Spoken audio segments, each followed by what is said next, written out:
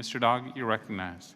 Well, I'm sure there's nothing nefarious here, but it is rather peculiar. Do I understand, Mr. Barthold, what you referred to was not any action of the IRS this year, but a determination by the Chief Counsel in March of 2012, 4 years ago?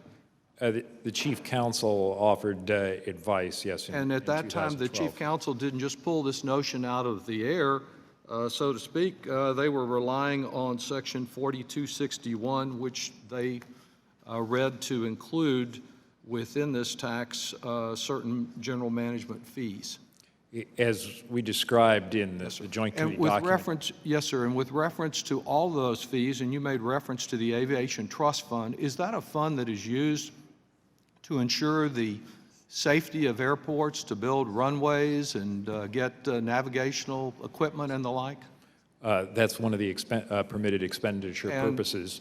And so the purpose of this legislation is to ensure that that Aviation Trust Fund never receives any tax revenue on aircraft management services.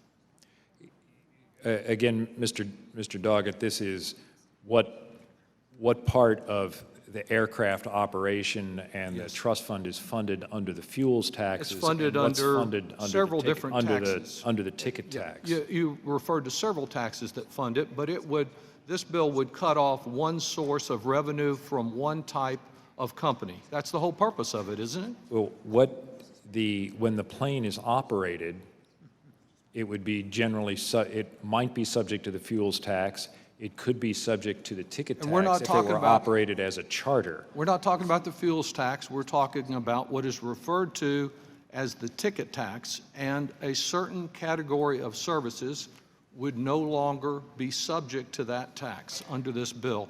And just to be specific about that tax, as I understand it, if you get on one of these discount airliners where you have to pay to stand up or get a glass of water, you're going to get charged 7.5% of the fare plus a flat $4. Is that right?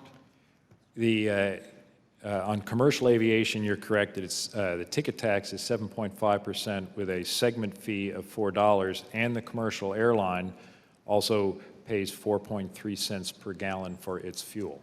On the other hand, if you rely on a aircraft management service for a corporate jet, under this bill, you would not owe anything on those aircraft management services, which tax would certainly be passed along to the owner or user by any of these companies that Mr. T. Berry is concerned about helping.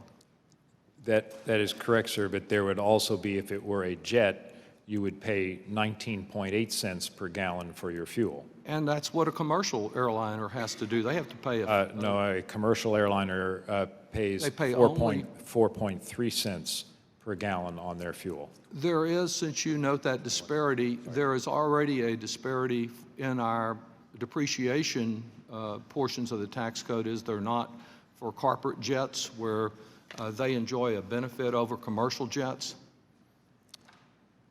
I believe that's still correct. Yeah.